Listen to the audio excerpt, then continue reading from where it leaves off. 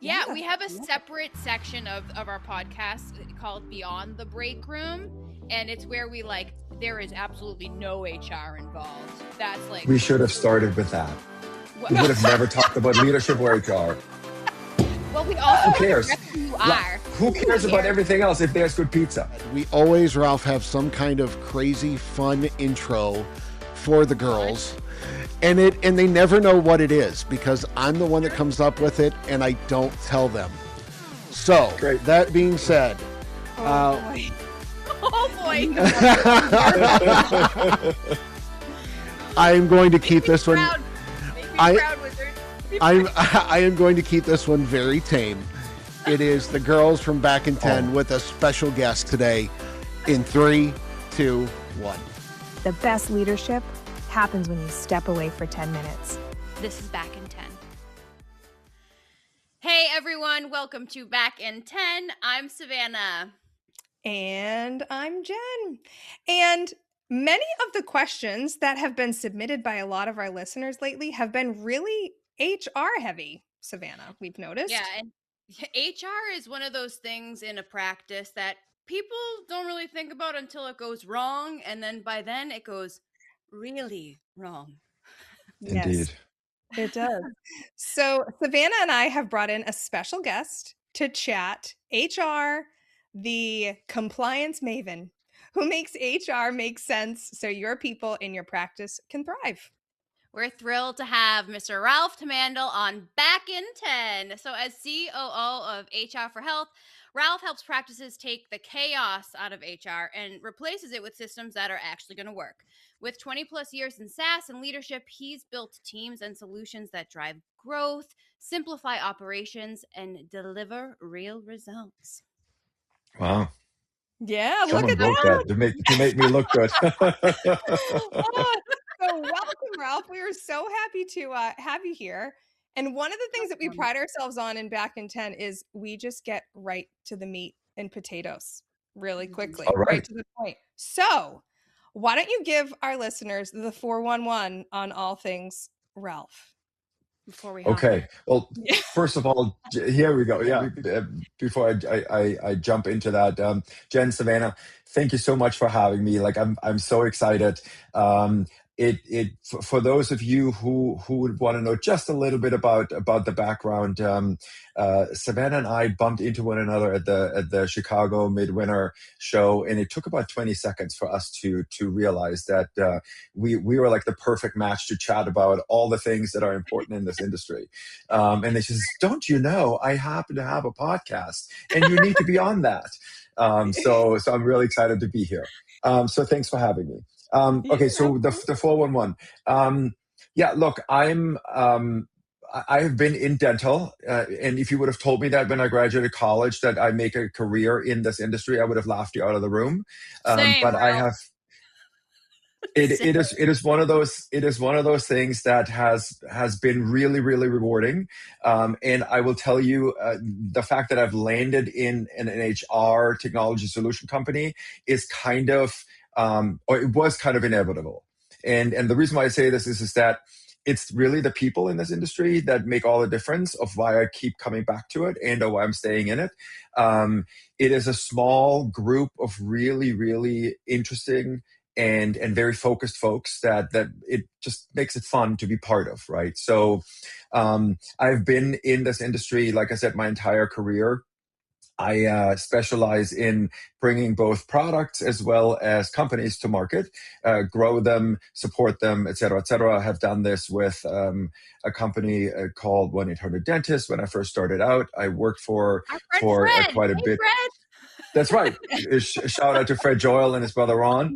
And I was at Dentist by Sirona for a good stretch.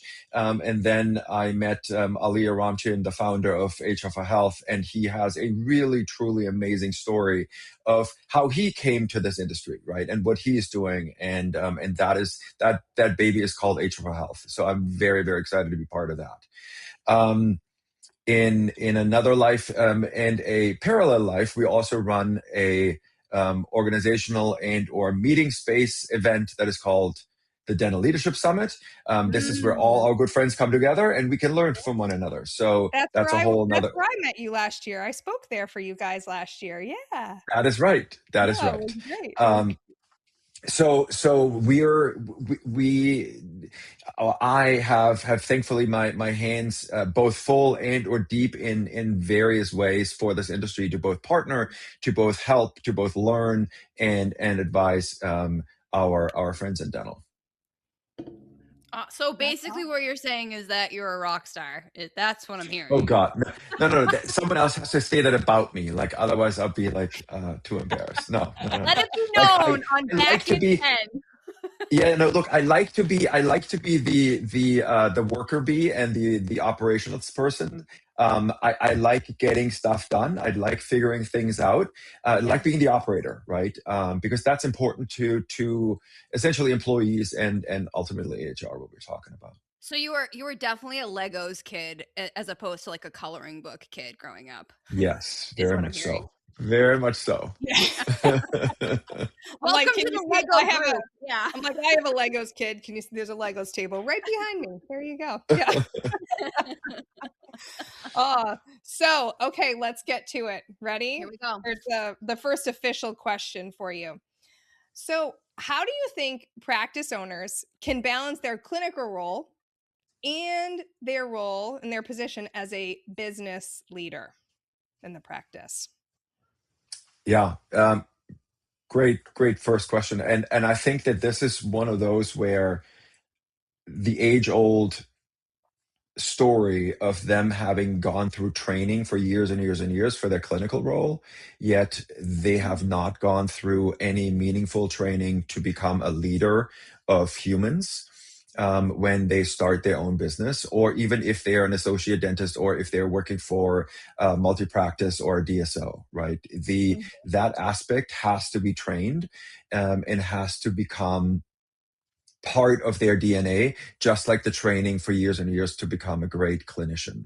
So the answer to how is you have to take it as at least as serious as being a clinician, because ultimately your rewards and success will come not just from your own clinical skills, but from your ability to lead and motivate your staff members.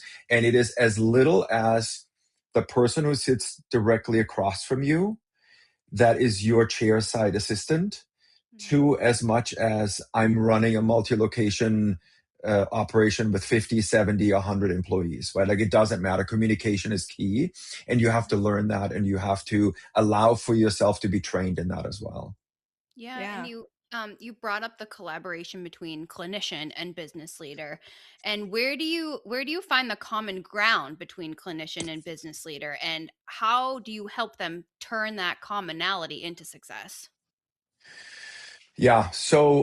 Um, so I think that there is something that combines and or touches all of us when it's not just in a dental practice but in any kind of setting that you're in, and that is communicating with one another, right? Like understanding why you're doing something, and realizing how important different roles are in any organization, but also in a healthcare practice, in a dental practice. It doesn't matter, right? Like your ability to effectively communicate, it happens regardless if you're a clinician or not. So that is where the crossroads really lives, is, and where I live as a leader in an organization, as someone who is structured in a regular business, where I have responsibilities to both, someone above me but someone below me, right? And those responsibilities are just as important or equally important.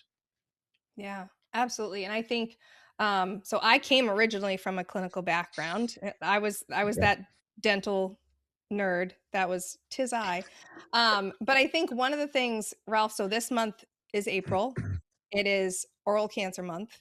And we're talking about clinical, right? Business leadership, everything. And one of the things that I know we want to remind everyone is it's important to be a clinical leader, obviously, but to remember there's so much that we're doing in the practice. Sometimes we forget to screen our team for oral cancer. And it's not just about the patients, it's about the people that are on our team that care for our patients. Like, don't forget Yeah. about them, right? And why don't you tell us a little bit? I know HR for Health has partnered with a company this month, or partnered with an amazing organization. Tell us a little bit about that and why this month is so important to you personally. Yeah. So thanks for the shout out, and thanks for the little detour, because I think that this is what you just said is I think really true, right? Like, is part of your clinical skills is to care for others, and so HR for Health, the Dental Leadership Summit, has partnered this year with Saving Face, which is a charity that provides and or is strong in the awareness of oral cancer screening. Their goal is actually to get over 1 million people screened this month for the month of April. So April 1st, right? Like, we have 30 days to get this done, and we're here to shout out. Two things I want to say. One, this is very much a personal drive for me. I'm personally a cancer survivor. I had throat cancer several years back, fully healed, and can call myself cancer free. But it is because of people that were diligent actually in my dental practice at the time, who helped me by saying, you know what, there's something going on. You need to see a specialist. You need to go see an ENT to have this checked out. And it is exactly that clinical awareness that is sometimes outside of what people are realizing or not really doing, that frankly saved my life, right? Like, so yes, I am obviously a large contributor and or champion of this cause, and very happy to be partnering with Saving Face on this effort. That's amazing. That's phenomenal. And if anyone listening, if you're interested listening or viewing, make sure to review the show notes, because we'll link up the resource to be able to learn more about what's happening between HR for Health and this organization. So you can get involved. Get involved. Let's help them to reach that goal, right? Like our listeners, like, screen your team, screen your patients, like 1 million, we can do it.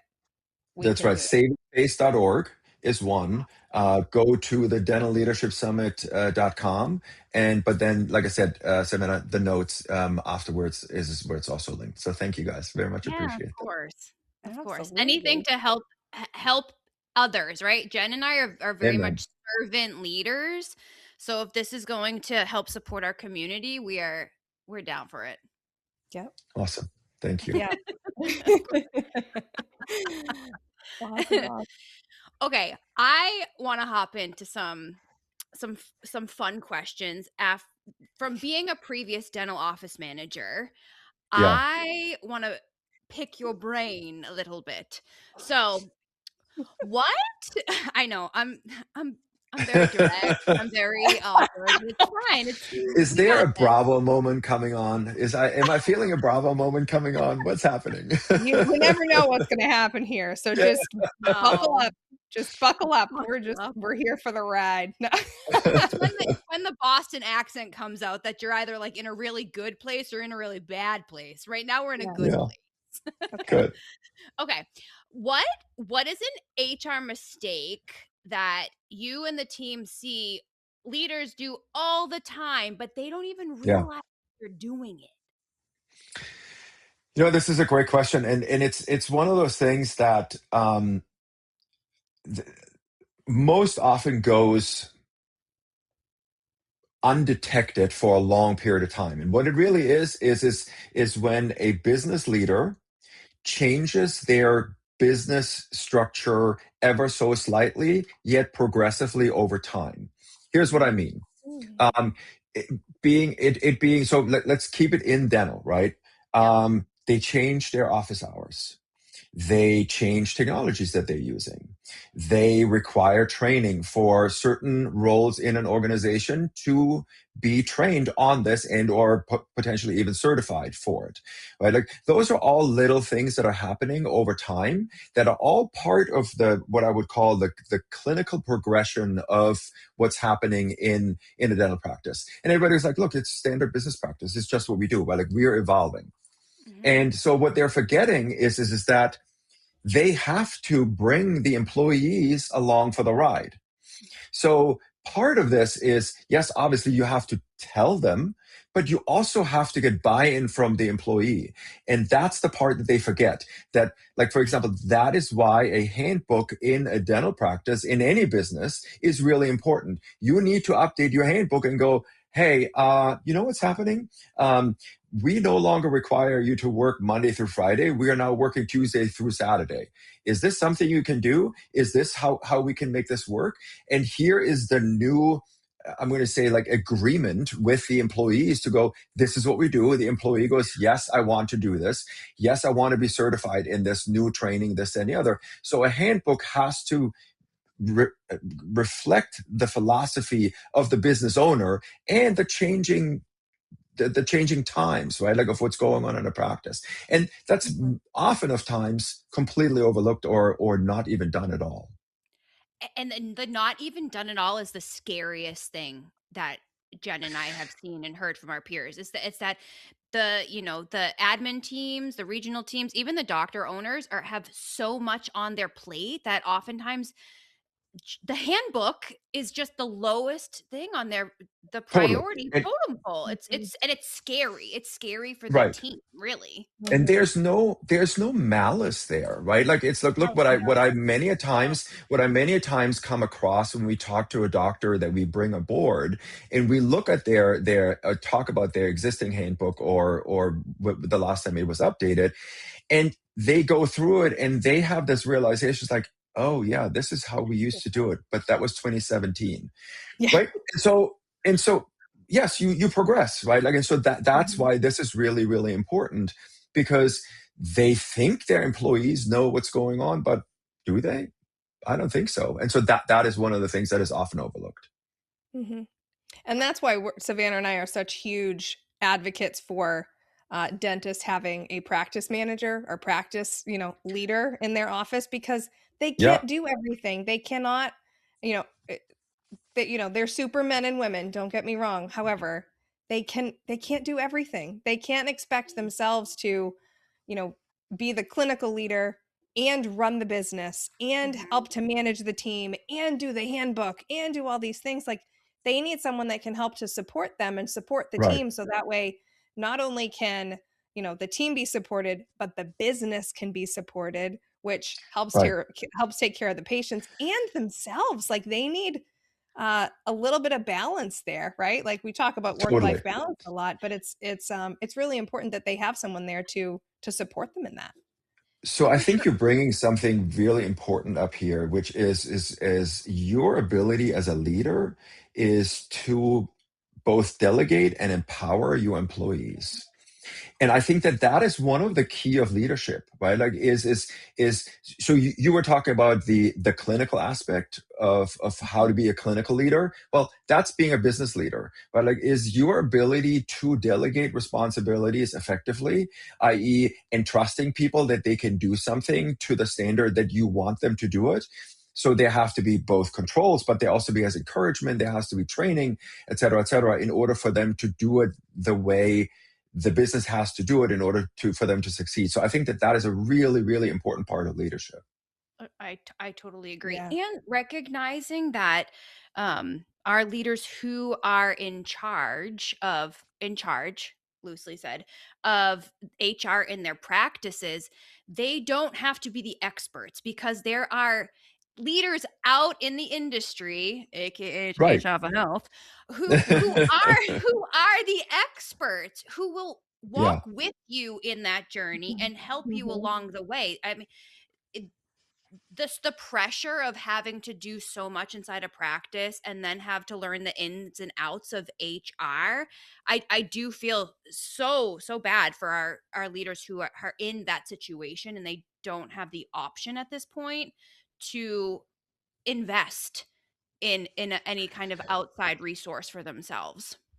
So look, I think you're kind of coming to a really interesting crossroads here that a lot of our doctors underestimate, which is the fact that they're saying, I am not a large organization. I don't have neither the means nor the time to invest in an entire HR department. Well, you know what? the law doesn't really care how big you are. If you run a business, you are responsible for your employee just like a Fortune 500 company, right? Like that doesn't change. So your responsibility to be true and compliant with your employees, with your business, is on your shoulders. And so you might as well get help and or get it done right instead of, God forbid, get sued at the back end. Right. Right. And So that's such a powerful statement. The law doesn't care. The law is correct. going to hold you account. You're going to be held Right. accountable. And knock on wood, they never come knocking on your door, but you want to be protected if that ever happens. And making that investment in your practice and in your business is one of the things that should be on the top of your priority list. Yeah. You can't afford And not to. You can't afford not to have someone that knows all of those laws in and out and can help to support you with that, because they change so frequently. You can't keep up. Yeah. Correct. And look, and those are all things that are really important, and we want you to be compliant, and we want you to have all those things, and that is all true. But for me, what's really important, and the conversation that we really have with our doctors and our owners, is the long term, the next step, right? Like that's step one. Yes, you need to be compliant. Yes, you need to do this. But what you really need to do is figure out how to motivate your employees for them to do a great job, for them to be excited about coming to work, i.e., are you providing an environment where they're getting reviewed on a regular basis, they're being either bonus, there's a structure and what we call a career arch for an employee to feel valued, right? And that's really what it is. Like, so we help you save time. You need to have that time to do what? People development, right? Like coming back to your very first question, how does clinical and business combine? That's what it is. Giving you the time to be the leader you want to be, right? Like that's really what it is about.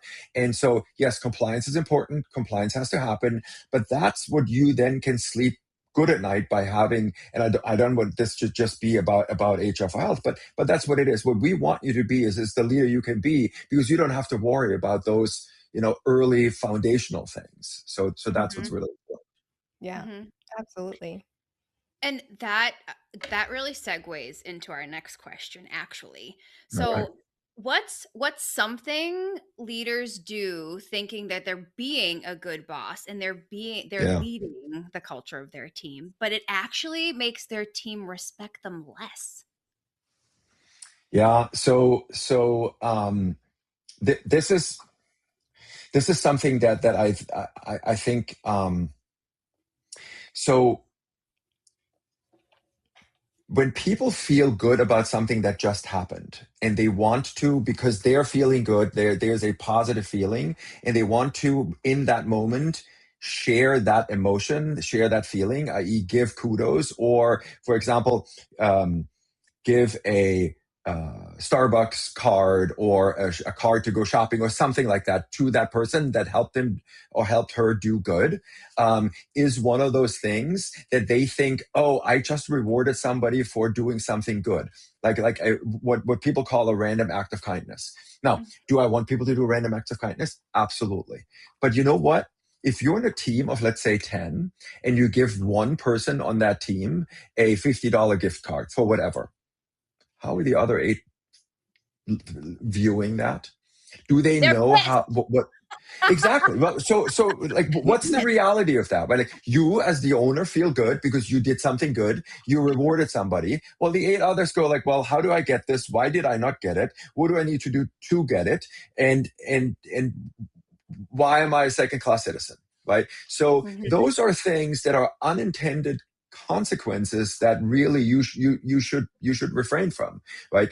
Be open, be clear about your communication, saying, look, if we do this, if we get here, if you as a team reach this goal, we are going to do this. You get this, and you all get this, right? Like, so there's no preferential treatment. There's no, this person is getting it because I'm just happy on a Tuesday and they just happen to be in the right time and space. Right? Like, it's really important because you wore green today, so you get a Starbucks that's card. right. Yeah.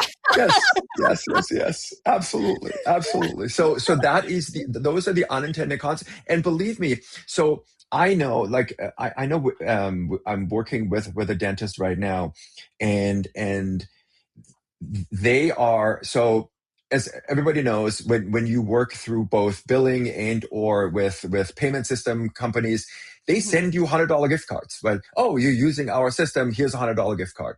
And it Mhm. arrives in the mail, and the doctor proudly tells me, so you know what I do when I open the mail? Whoever stands in front of me gets the $100 gift card. What? Do not do that. Do Don't not do do that. that. Exactly, right. And he's like, no, but this makes me so happy. I'm like, I guess it does, but I'm telling you, that is not, from an HR perspective, a good tactic for your team to be motivated. And or it can actually, well, never mind the fact that there's also a taxable liability issue and all these other issues that come with it. But from a team motivational perspective, it is also a terrible, terrible thing to do. Well, I guess So it solves the problem of who's going to the mailbox to get the mail today, because yeah. everyone's going to want to go, right? You Yeah. don't have to worry. Rain, First one snow, out. sleet, I like it. sun, Yes, doesn't very matter. true. That mail Very is getting true. picked up. Yeah. That's right. Oh man. Okay, so I have a Wow. question for you. Yeah. If you could secretly sit in on a Yeah. conversation, or like be a Oh fly on the boy. wall on Uh-huh. any conversation in the dental practice, what would that conversation be, and why would you choose that one? He's already Okay. aggravated. He's like, I I know, I'm hate I this. know so when you sorry. started saying it, I was like, oh my God, please don't go there, but you are. Okay, so I'll tell you why this is such a thing for me, that I don't, because Sorry I I did think it's that. really important, but it's okay.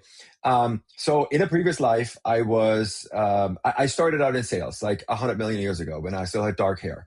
Um, and so part of my job was I had to listen to my sales reps calls, right? To Oh, make yeah. sure that they were like, it was like quality assurance. Yeah. I hated listening to other people's phone calls because it always felt so intrusive, right? Even though they knew they were being recorded, we say it at the beginning of the call, like all these things, all the legal ramifications have been covered, but it made me feel uncomfortable. I'd rather sit next to them at the time it happens, right? So now back to your question. Um, I would want to sit in the morning huddle or the daily huddle when the leader of the practice discusses the goal for either the day or the week. Mm. Why? I Why? want to understand how well a leader communicates the goals to their team members. And I'm not saying what the goals are the goals achievable. That's a whole other thing. Mhm. Does the team do two things? One, are they attentive? And two, do they actually comprehend what is required of them to succeed? It comes down to the why. And you would be surprised how often that doesn't happen. Mhm. They Oh, are being hired for very. something and they're like, I didn't know I didn't to do this. And they're like, wait, Mhm. you have been doing this job for 7 years. How are you not? How are Right. you not Mhm. doing So this? Mhm. absolutely. So if we could be part of something, it is that, because that is such a measurement for a leader to to be effective at communicating. So that's where I would want to Mhm. sit and be. I love that you said that. Jen and I actually we've talked about the morning huddle as it is in a Yeah, couple of our episodes. We've reframed it though. We in alignment with what you said is they're morning opportunity meetings, right? Opportunities to look at our KPIs and metrics and goals, opportunities for leadership, Mhm. opportunities for right. Mhm. communication, and making it because a huddle, I mean, at least in my perspective, it feels very rah-rah when in those 15 minutes I need to get down to the meat and potatoes, like we say. We need to get down to the meat and Yeah, potatoes, see where our Mhm. biggest opportunities lie for the most successful day ahead. But totally. I love that that's where you would sit Mhm. Yeah. Mhm. those Because it can conversations. also go stale, right? Like so Yes. quickly, right? And or Oh. it's like, oh, what did you do over the weekend? Mhm. Right? Mhm. Who cares? Right? I mean, you want to talk about No. that, but that's not the idea when you talk Right. about patient care, right?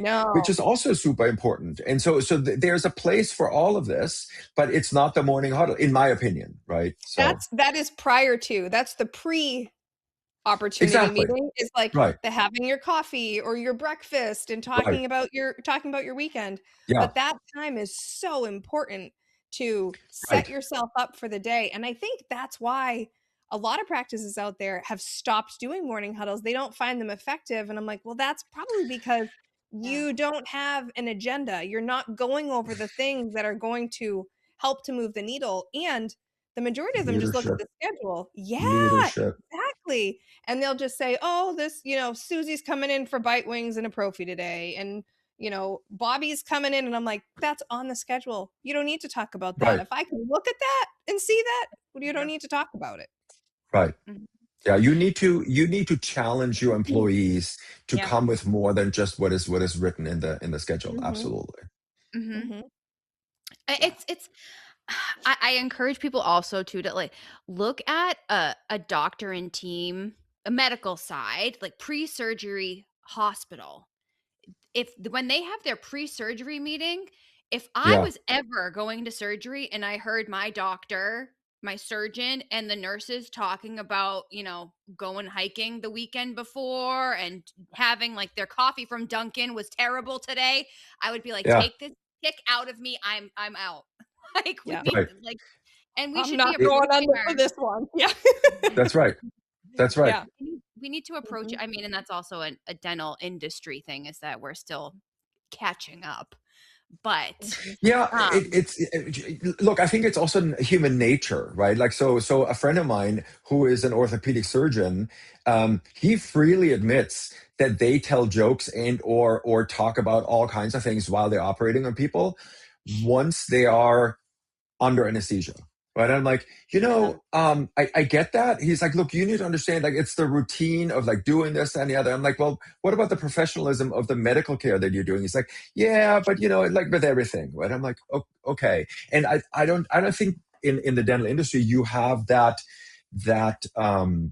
freedom, because your patients are most often not just conscious, but sitting there in both with high level of anxiety or fear, and mhm, your job really as a dentist and or anybody in the practice is to lower that temperature, right, and have patients have a good experience. mhm. Mhm. Yeah, 100%. So being in the dental office, so Yeah. let's say you are in the dental office as a patient, but you have this Hmm. HR knowledge. Oh, that's Where always Oh, I have stories. I would love, okay, so I would love if you could share one of those stories of like it was an aha or it was an oh kind of moment. Yeah. So um what happens most often, um is that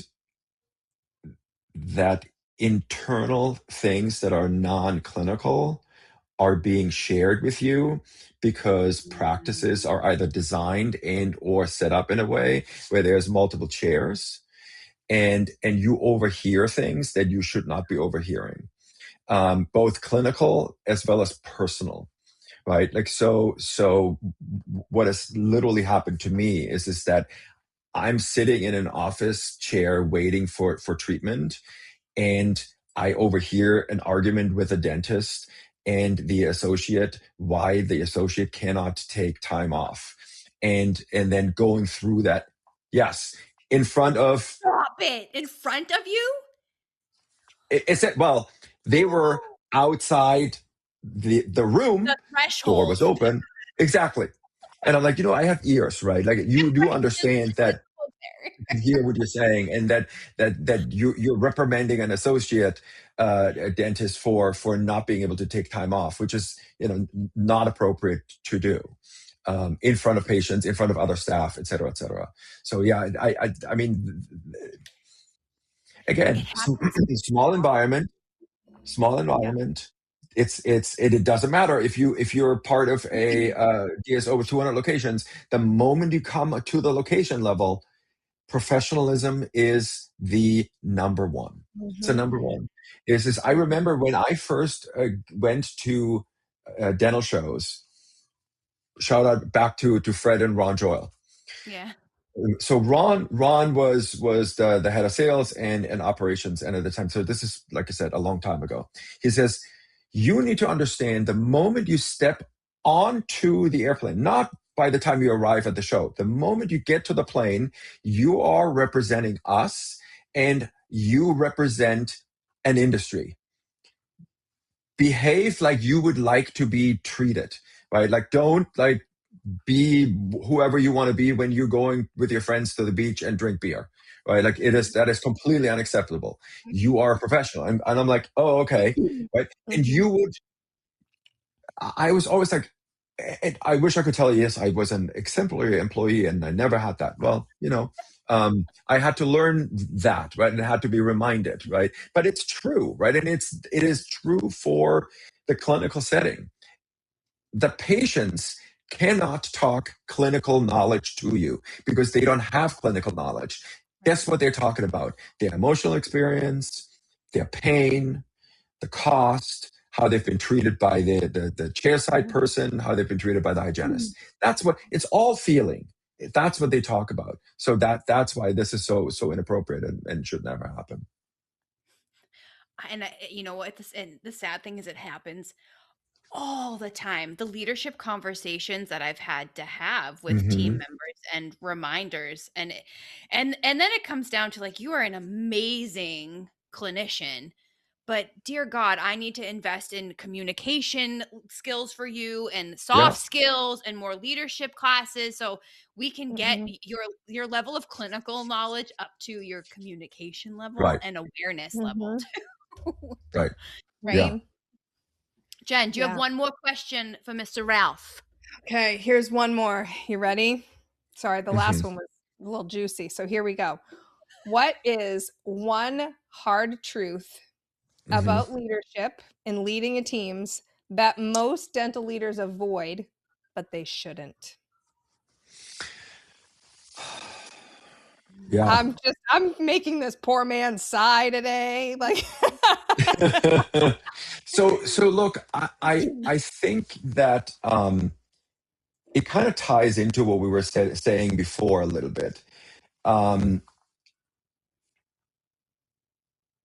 Ultimately, when it comes down to dental teams work in a very intimate setting.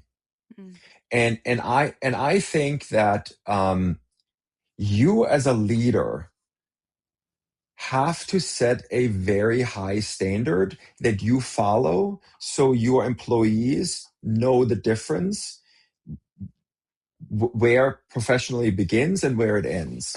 And so what I mean by this is like, if we're if you have a leader who, when the patient leaves the practice and there's no more patients, and then starts bad-mouthing a patient behind their back of saying, can you believe this patient behaved this way? Or can you believe that this and this and this is what happened? Guess what your team members think? Do they do this when I'm not here? Right. So that's poor leadership. That's what I mean. But what I mean by this, like, you have to set a professional standard that you have to adhere to that allows people to feel comfortable. And look, I'm not talking about people not having fun at work and or being friendly with them. That's not what I'm talking about. But you have to have a certain professional standard that people feel comfortable in, people feel supported in, people understand what's going on. And I think that is really, really important for you as a leader to do, that when you lead a team, you have to absolutely do. It has to be clear. Like, do not talk badly. Do not do this. Like, there's a place for this, but it's not in public, right? Like, it has to be in private.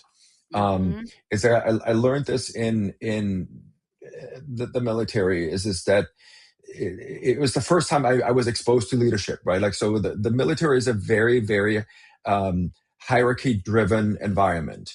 And the first thing I learned from frankly, my drill sergeant, like right in week one, is that you always make sure that when you have something positive to say, you say it in front of the entire group. But you reprimand and or teach in private, or on a small group, or in a way where everybody else can learn from it, right? So reprimanding in public in a negative manner or behaving badly and or gossipy or whatever is a poor leadership skill. And it comes back to your team, and your team will take advantage of you. Yeah, and I Yeah. think that's a lack of confidence in the leader themselves, is that they're unable to have a direct conversation with that team member who may be underperforming, or who may need to have that hard conversation, and they don't know how. They themselves as a leader don't have the ability to have that effective communication with the team member. So they say, "Well, if I Agreed. say it in front of the whole team, Mhm. maybe it'll stick." And that's just Right. like, Or they feel like they need to bond with their employees on a gossipy level, right? And it's like, no, don't do that, right? Like, because if you set a professional standard, it is so much easier for you to have a conversation about the hard things because you have that standard, right? Like, but if you're like all bosom buddy, ha ha ha, can you believe what this patient did? And then you go like, hey, by the way, your performance really sucked. That's Mhm. very, very hard to do, right? Because you set a very low bar, and then the employee goes like, well, you can't possibly mean it because I know that we're gossiping, right? So that is where this comes in my Yeah, opinion. because you said something there too. Like, look, when you say something like that about the patient, your team member wonders, like, what do they say about me when I'm not here? But it also makes it okay for your team to do the exact same thing. So you cannot Totally. reprimand them if they say something that you don't like, but they're doing That's it in right. the same manner in which you did it. Like That's right. you can't do that. You have to be able Yeah. to, like, if you're setting those expectations, like, first of all, you need to make sure, like, can you physically follow them? Like, hold yourself to the same. And I love it when teams have the culture of standing up for those expectations to everyone. For example, like, Ralph, say like you're the doctor, you set the expectations and you gossip about someone, I could say, hey, um, Yeah. remember we've talked about this. Like, I'm holding you to the expectations that were set. So then Truth to it's power. Awesome. yes, having that just circle that you Hmm. can just, kind of help everyone stay at that level. Cause sometimes, hey, we slip. We are all human. We make mistakes. Totally. Yeah. mhm. I totally agree. I think that is such a good point because we all need reminders, right? Like it's like I I spoke a couple of weeks ago on a similar topic, and I said, um, you know, all my employees love me all the time, 100% without fail. Has no one ever said ever, right? Like it's just not happening, right? Like No. the sheer fact no matter what you do, you cannot please everybody, but you Mm-mm. can communicate about it properly, and you can make sure that both you are being heard, the goal is being communicated with properly, and they know why they are having to do what they have to do. And then you can have a conversation around, okay, so what are we going to do if it's not working, et cetera, et cetera, right?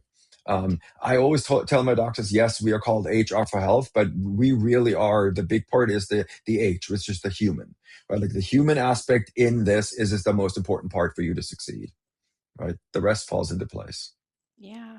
Speaking of human, Ralph, I was looking through Yes. some information about you, and I read that you Uh-oh. love to cook. I do.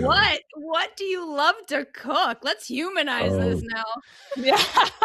God, where do I start? So part of what I love about cooking is the entertainment factor. I love cooking for others, right? Like I obviously love to eat, but I love to entertain. I love to have people over and cook for others. Like that's my emotional heaven, right? It's the ability to cook for others and then break bread together is really important. Now, um, I may have to admit that I have a slight obsession with making the perfect pizza. Oh, And what I mean by this, yes, ladies. you What I speaking mean a by this, I You'd have fun have with my husband because my husband's a pizza guy too. Mm-hmm. so tell Mm-hmm. us more. first of all, I'm married to a saint. She has allowed me to redesign my backyard and built a wood burning pizza oven in my backyard, so I can fully. Yeah, yeah, yeah. I'm nuts. Don't get me. Party at I'm not. Ralph's. No. Yeah, yeah. No, so I buy very, very specific flour, grown and milled in Italy. to make sure that it is the proper. Yeah, I know, I'm completely crazy. Yeah. No, You asked a question. That's passionate. Here I You go. are passionate. That's not You're crazy. 100%. like minded people. We love this. So I have I know I have a schedule every month of how a hydration schedule to make sure that at different times of the year you need to hydrate your dough differently, i.e. less water, more flour, et cetera, in order to get the perfect dough every time. So there's that. I've literally been doing this for the last 15 years of my life. I have I have a personal source for wood where I go and check out either the almond wood that I get or California oak to make sure that that is what it is, that it's been stored properly, it has been stored long enough, and that the fire burns the exact way it has to burn. Ladies, I'm completely insane when it comes to that. I'm obsessed. So the way you are with pizza and your hydration levels, that's the way I am with my sourdough bread. Totally. Yes. So you and I are kindred spirits. Yes. I will bring you a loaf of my famous Kalamata sourdough. Okay. When we come for pizza night. Yes. We're doing it. Yes. We're doing it. So I will share a photo with you on my pizza, which you can also put in the link later for people to actually see that we're not lying. Put it in. I'll put it in the YouTube version of this. I will insert it here where my finger is. You'll see the pair. Yeah, I have albums on my phone. You guys, you have really tapped into something that I and by the way, I was not familiar with these questions, but I have a photo album that has 2,083 items in it, and it shows. Yeah, it's all pizza. It's all different kinds of pizza. It's you think I'm kidding? I'm not. Right. So yeah. No, I'm obsessed. Sorry. One of my favorite don't ever pizzas. Apologize for pizza ever. No. So my husband makes pizza too, and one of my favorites is Italian sausage with either shallots or caramelized onions and ricotta. Yes. Okay. So all right, we can cut this out. We don't have to do this in there. But so so I was born and raised in Germany, right? And so I grew up in the Rhine Valley, and the Rhine Valley is to the west is Alsace-Lorraine, and to the right is where I grew up on the eastern shore of the Rhine Valley. And the Rhine Valley has I'm going to call it a German pizza, a variation of what a pizza is. And it is essentially a white pizza, so it's not tomato-based. But the only two ingredients are creme fraiche with caramelized onions and bacon. Oh, yes. We're going to Germany. Rhine Valley. And I will make that for you. I will make this for you. If you wanted to share one of your favorite pizza recipes, we can put it in the show notes too. We can start a whole Ralph's pizza series. Sure. I think it's a little R&R. It's Ralph's recipes. That's right. And you look, here's what we'll do. You guys come by, you'll film it for your podcast, and you here's podcast 2.0 food vlog. The break room. So we actually and you guys get to eat it. Yeah, we have a separate section of our podcast called Beyond the Break Room.